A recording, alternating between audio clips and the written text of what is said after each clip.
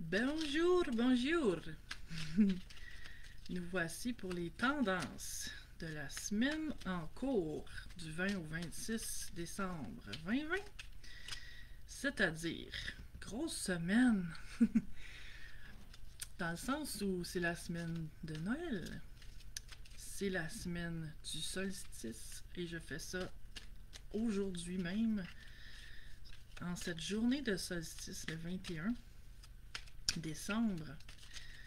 Et je t'invite d'ailleurs à regarder ma vidéo, soit sur la page Le Meilleur pour moi ou sur YouTube, que j'ai appelée Canalisation du solstice, où j'ai reçu des beaux messages très puissants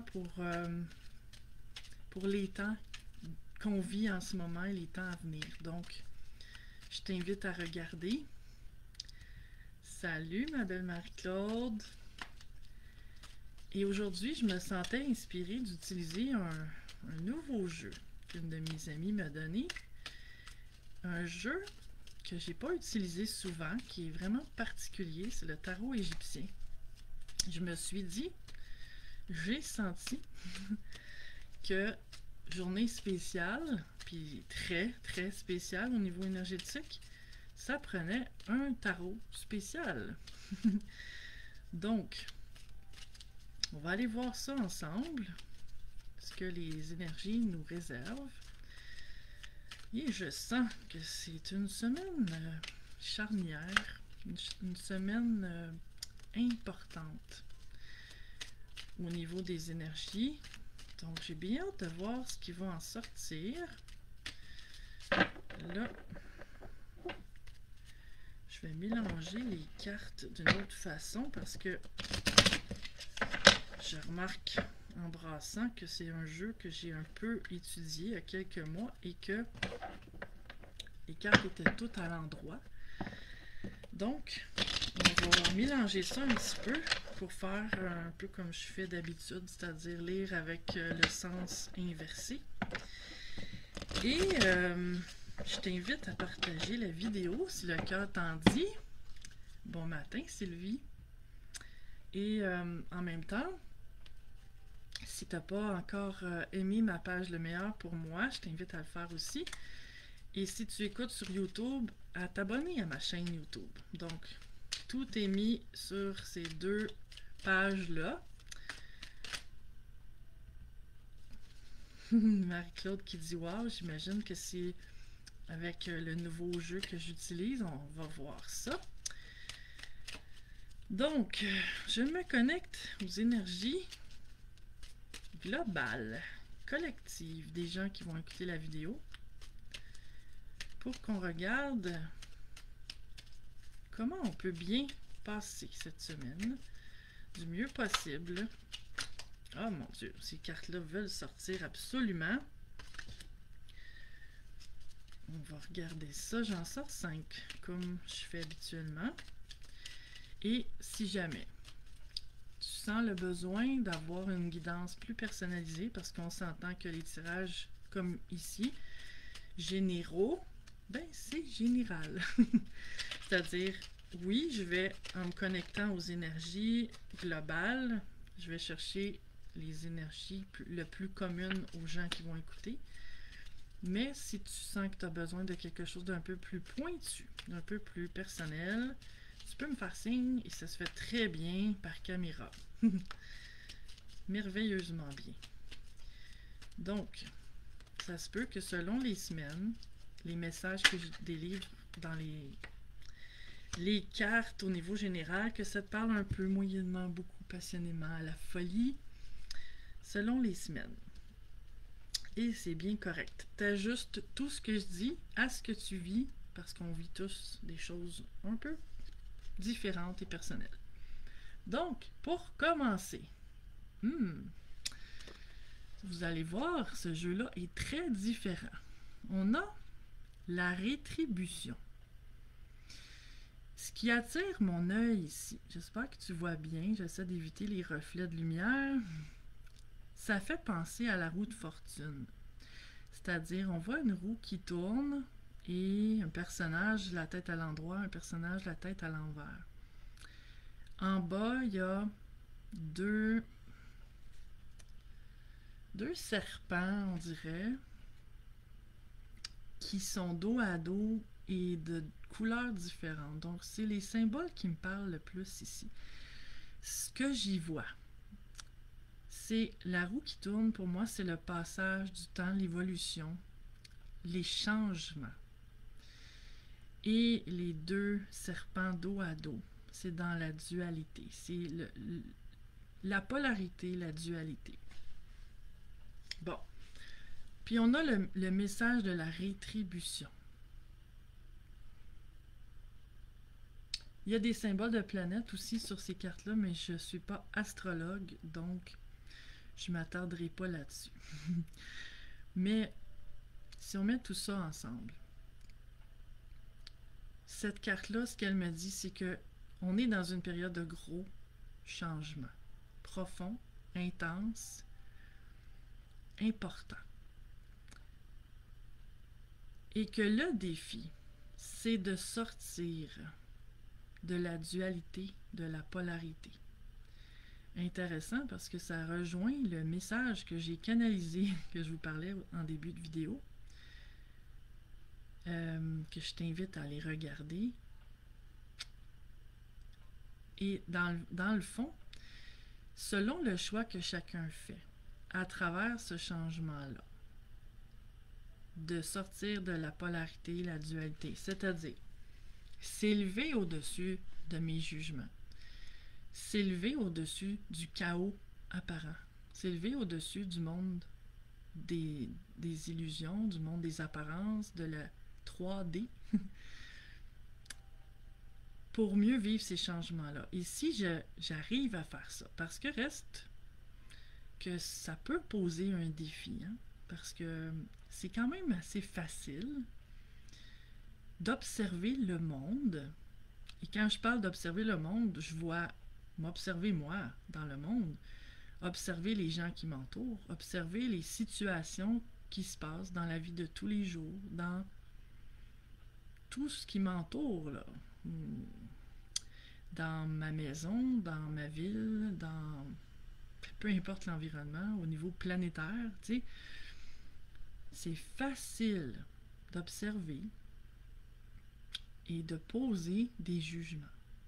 Très facile. Ça se fait naturellement, puisque je suis humain. Et que, étant donné que chaque humain vient au monde avec une espèce de package deal qui inclut un ego, et que l'ego, une des choses qu'il fait, c'est juger. Ça ne changera pas tant que je vais porter ce que j'appelle ce costume-là, ce costume d'Halloween-là. Et c'est pas ça qui est grave, c'est pas ça qui est négatif, c'est ça qui est. Point. Là où ça fait mal, là où ça me nuit, là où ça m'amène dans des basses vibrations, c'est là où je choisis d'entretenir mes jugements, de continuer de poser encore plus d'étiquettes sur tout ce qui m'entoure, sur les gens, sur moi, sur le monde, et de, tu sais, plus je vais poser d'étiquettes négatives, plus je vais développer de colère, de frustration, de déception, et tout ça, c'est moi qui crée cette descente-là dans mes enfers personnels. Moi qui crée mon propre enfer sur Terre. Tandis que ça peut être aussi un monde d'amour et de paix. C'est un peu ce que je vois dans l'image du phénix qu'on voit en haut. Ce que je perçois ici, c'est celui qui observe. Tu sais, il y a des ailes, donc ça symbolise pour moi un point de vue supérieur. D'aller au-delà de mes jugements. Je vais continuer d'en avoir des jugements et c'est pas là le problème. Mais je suis invitée à aller au-delà de mes jugements. Bon matin, Raymond. Donc, voici ce que je vois ici. On continue, voir comment ça va se préciser, parce que cette carte-là donnait le ton. ce qu'on voit ici, c'est que ça va être une semaine de gros changements où je vais me retrouver devant des choix. Et selon le choix que je vais faire d'entrer dans la paix, l'amour, l'harmonie, ou d'entrer dans le jugement, la peur, la colère, le ressentiment, mais je vais avoir une rétribution qui s'accorde avec mon choix. C'est-à-dire que ça peut être une rétribution très positive, comme ça peut en être une très négative aussi. Ensuite, on a l'avarice. Ce qu'on voit ici, c'est un homme qui semble, en tout cas moi dans ma vision, il semble dessiner ou écrire, peut-être faire un inventaire, c'est un peu de la façon que je le vois ici. Comme s'il fait un inventaire de ce qui est là. Et l'avarice, c'est quoi l'avarice? C'est vivre dans le manque. C'est penser que je dois tout garder pour moi. C'est une forme d'égoïsme. C'est penser que c'est une énergie d'économie, et dans cette énergie d'économie-là, parce que c'est pas mauvais en soi d'économiser, mais c'est plutôt l'énergie de retenir pour moi les choses par peur. Parce que si je suis dans la confiance en l'abondance de l'univers, je ne serai pas avare. J'aurai pas envie de tout garder pour moi, d'accumuler par peur d'en manquer. Donc, ce vers quoi je suis invitée cette semaine, c'est de regarder en quoi ça se pourrait que j'ai une énergie avare. Avare, c'est aussi peu de générosité.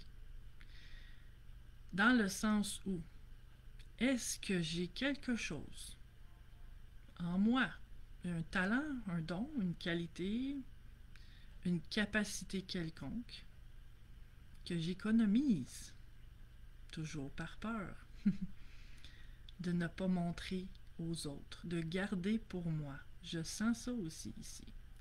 Donc, ça peut être vu selon les situations, chacun l'adapte.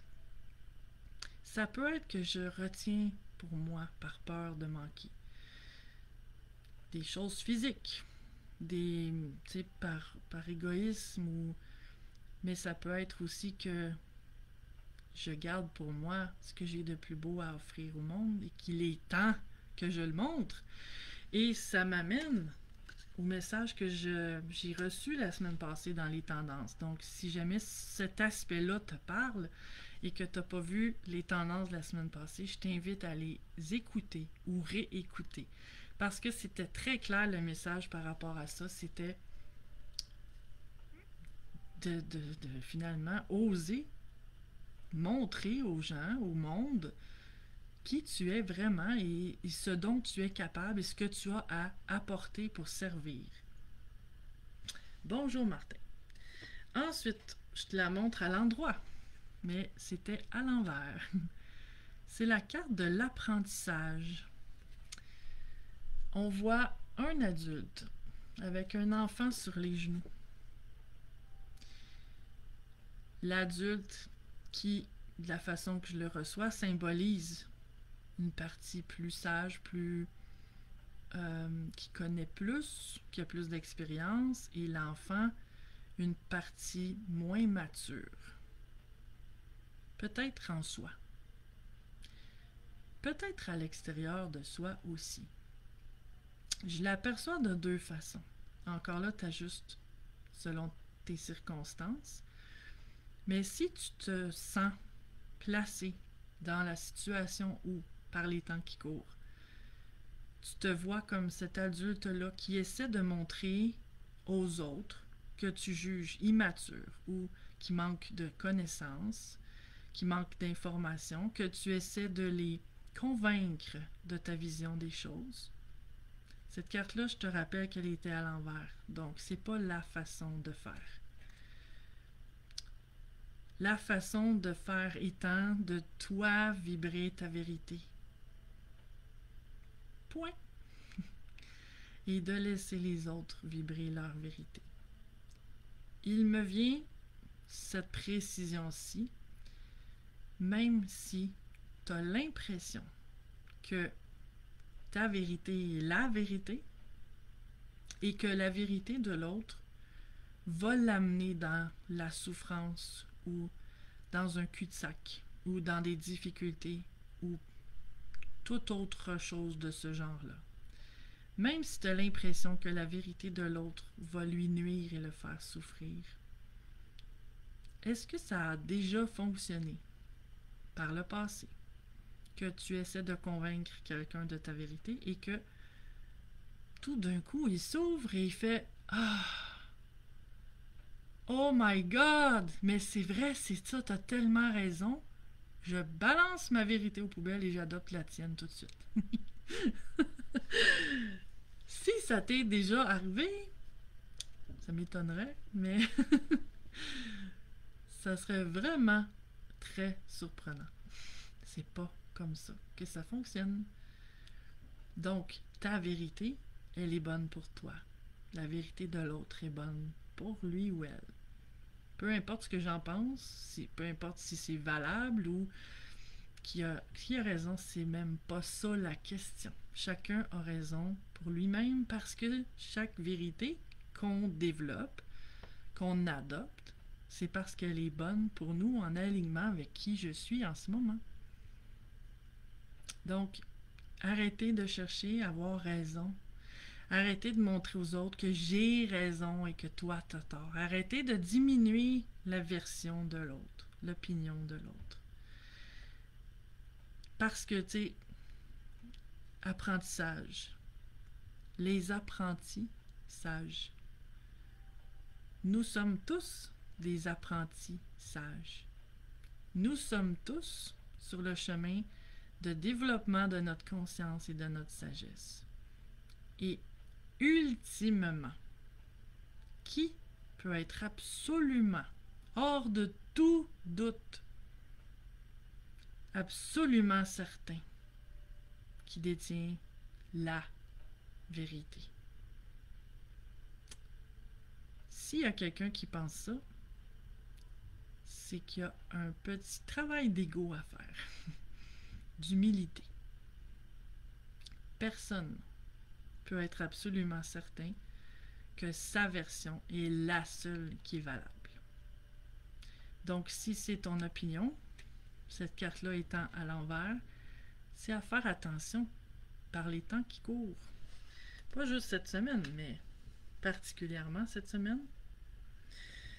Ensuite, on a une autre carte à l'envers et c'est l'empereur. Je te la montre à l'endroit. Je regarde avant, je vois mieux comme ça. Donc, l'empereur. Il y a ici une certaine fermeture, cet empereur-là. Mais en même temps, oui et non, j'ai envie de dire. J'ai envie de dire que par la position de ses bras, qu'il a un bras qui le protège et qui a un bras prêt à donner. C'est un peu la vision que j'en ai ici. Donc, il est dans un certain équilibre. Mais là, cette carte-là était à l'envers. L'empereur, c'est celui qui gère, qui dirige, qui est solide. Parce qu'un empereur faible, il ne restera pas empereur longtemps. Donc, il y a une force intérieure, une détermination. Et là, cette carte-là était à l'envers. Et ce que je vois ici, c'est de retrouver son pouvoir personnel. Parce que cette carte-là était à l'envers. L'empereur a perdu sa capacité ou son sentiment de puissance, de pouvoir. Pour moi, le pouvoir, c'est le pouvoir personnel, c'est d'être maître de sa vie. C'est positif parce que Si l'empereur est dans une énergie juste, dans le sens où une énergie d'amour pour soi et pour les autres, il va être juste, il va être aligné, et ce pouvoir-là ne sera pas utilisé pour contrôler, manipuler, diriger dans son propre intérêt les autres. Donc, là où je sens que nous sommes invités à aller cette semaine, c'est de retrouver notre pouvoir personnel. C'est-à-dire, même dans des circonstances où je peux me sentir coincé, obligé, soumis d'une certaine façon à certaines choses ou lois ou règlements ou situations inconfortables ou que je ne suis pas en accord. L'empereur choisit, lui, de continuer avec ces contraintes-là, mais en restant solide intérieurement et en faisant avec les contraintes qui sont là. Parce que, tu sais, la façon que je vois la planète Terre, l'expérience sur Terre, c'est un monde de contraintes. Parce que c'est un monde de matière. On est soumis à l'espace-temps. Et ça impose en soi des contraintes. Des délais, des complications, le fait que tout ne dépende pas que de moi, ça dépend aussi de la vie, ça dépend aussi des autres, parce que chacun a le pouvoir de choisir pour sa propre vie. Et l'empereur à l'envers, ben je peux renverser ça en faisant avec les contraintes qui sont là. Et c'est ce qu'on a tous à faire. Tu sais, chacun, on a ses propres contraintes, que ce soit physique, mentale, émotionnelle, situationnelle, peu importe. On est tous soumis à certaines formes de contraintes. Et le défi, c'est de faire avec ces contraintes-là. Au lieu de s'avouer vaincu, au lieu de rouspéter, critiquer, tomber dans l'inaction, bouder, comment je peux faire avec ces contraintes-là? Tu sais, il y a des beaux exemples dans la société de gens ayant, je sais pas, un handicap quelconque. Et le mot handicap, ça peut être physique, mais ça peut être de n'importe quel ordre, là, qui a une complication de n'importe quel ordre, qui aurait pu faire en sorte que ces gens-là fassent rien de leur vie et se démarquent pas et soient malheureux tout le reste de leur vie, mais qui ont choisi de continuer d'avancer malgré tout ça, et peut-être dans certains cas même d'utiliser ces contraintes-là à leur avantage en se démarquant à leur façon. Donc, c'est un peu l'énergie que je vois ici. C'est, oui, il y a des contraintes. D'accord, il y a des contraintes. So what? Puis après, qu'est-ce que ça m'empêche en fait? Et comment je peux faire en sorte que ça me permette autre chose? Utiliser sa créativité, utiliser son ouverture, ses inspirations et continuer. Et la dernière carte, on a encore à l'envers, mais dans ce cas-là, c'est bien. On a la désorientation. Désorientation, pardon. Donc, être désorienté. Mais vu que cette carte-là était à l'envers, c'est bien parce que ça veut dire qu'on retrouve le chemin. On se réoriente. Et tu vois, cette image-là, ce personnage-là, il a l'air vraiment perdu. Tu sais, j'ai un peu l'image qu'il il sait plus où il se retrouve et qu'il regarde partout autour pour essayer de se repérer. C'est ça, être désorienté. Mais vu que la carte était à l'envers, c'est que en suivant toutes ces recommandations-là que les cartes nous invitent à regarder, ben chacun va retrouver son orientation, va se réorienter Et tu sais, retrouver son or, retrouver son pôle intérieur, retrouver ses balises, ses repères. Et ça, c'est chacun, de sa façon bien personnelle, d'être en accord avec soi, de laisser les autres aussi être différents, avoir différentes opinions, pensées, comportements. De quel droit? De quel droit j'ai à espérer ou attendre que l'autre soit comme je voudrais qu'il soit? De quel droit? Quel droit je me donne de vouloir changer qui que ce soit, de vouloir le mouler à ma propre vision du monde, de vouloir lui imposer d'être ce que j'aurais besoin qu'il soit? De quel droit? J'ai pas à faire ça. Donc, une belle semaine de conscience. Comme je dis toujours, on peut prendre le bateau ou le regarder passer. À toi de décider si tu embarques sur le bateau ou non. Je vais aller piger d'autres cartes pour préciser tout ça. Non, cette carte-là est sortie quelques fois dernièrement. Régénération.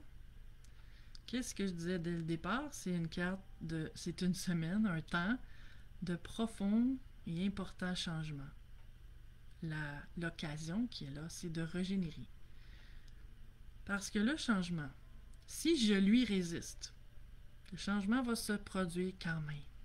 Il n'y a pas besoin de moi, le changement. J'ai intérêt à m'ajuster le plus tôt possible. Parce que sinon, je reviens à cette image-là parce que ça me revient en tête, mais sinon, au lieu de rester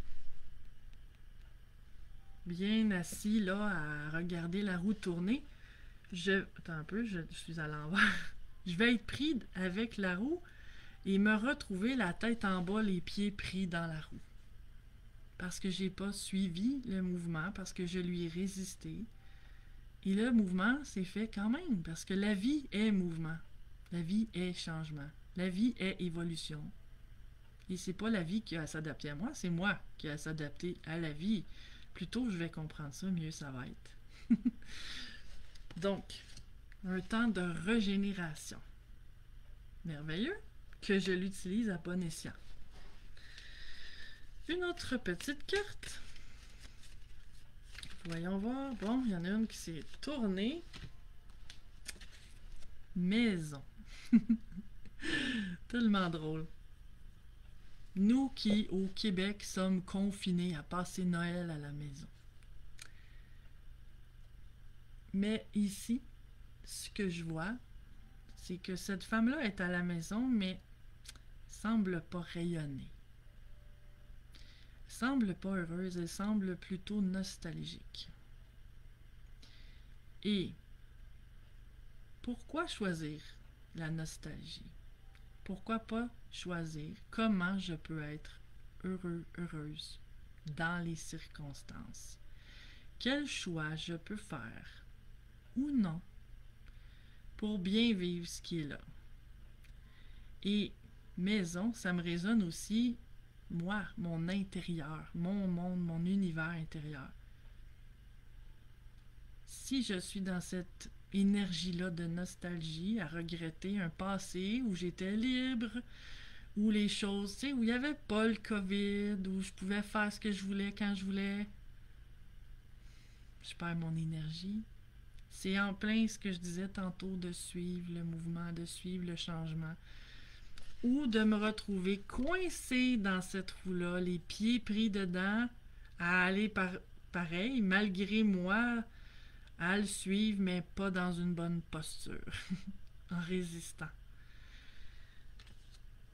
J'ai à accepter le changement. Pas la façon que je le vois. J'ai pas à accepter le changement de façon... tu sais, j'ai à le vivre en accord avec moi. Si quoi que ce soit qui m'est imposé à l'intérieur de moi ça hurle que c'est pas ça la vérité, que j'agisse selon ma propre conscience. Au lieu de regretter plus tard d'avoir suivi des impositions qui m'ont été forcées sur moi et de regretter de ne pas avoir suivi mon cœur et d'être dans cette énergie-là de tristesse. Si je connais des gens qui sont dans cette énergie-là de tristesse et qui ont besoin de moi, que je sois présente. Plutôt que de regretter plus tard de ne pas avoir été présente.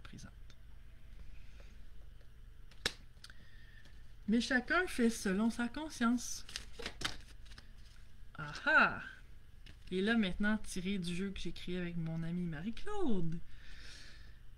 Marie-Claude Lachance qui est ici en ligne. On a ombre et lumière. C'est en plein ce qui se joue. Ça a toujours été, ça a toujours lieu avant même ce qu'on vit en ce moment. Dans toute situation, j'ai la liberté d'agir à partir de mes blessures, les ombres, la peur, le ressentiment, le jugement, j'en rajoute là, ou de ma lumière intérieure, l'amour en moi. C'est ce que je dis depuis le début de cette lecture-là. Et un petit bonus aujourd'hui, je sens que ça ne sera pas de trop, parce que c'est des énergies, j'ai envie de dire discordantes. C'est pas tout à fait ça. C'est qu'il y a des énergies très basses et des énergies très hautes en vibration en même temps. Donc on est ballotté entre les deux. Et on a un choix à faire. Lesquels je choisis. Les vibrations basses de peur, de ressentiment, de colère, de jugement, de haine, de méfiance, de fermeture ou l'amour, la paix, l'harmonie. Ça dépend de moi. Et le bonus est la triple flamme. Voyons voir ce que ça dit. Amour, sagesse et volonté. La clé de la manifestation de vos désirs est dans votre cœur. Émotion, intention et action. Ça me fait tellement penser à la canalisation que j'ai faite juste avant cette vidéo-là, que je t'invite à aller regarder sur ma page Le Meilleur pour moi sur Facebook ou sur YouTube. Là, elle n'est pas là maintenant, je vais la mettre tantôt. J'avais l'image d'une clé. J'en dis pas plus, je te laisse aller écouter, mais c'est vraiment ça. M'amener dans mon cœur. Et agir en fonction de ça. Donc, très, très beau message pour cette semaine. Les beaux amis de lumière œuvrons ensemble dans la lumière. L'amour, la paix, l'harmonie. Merci d'être là.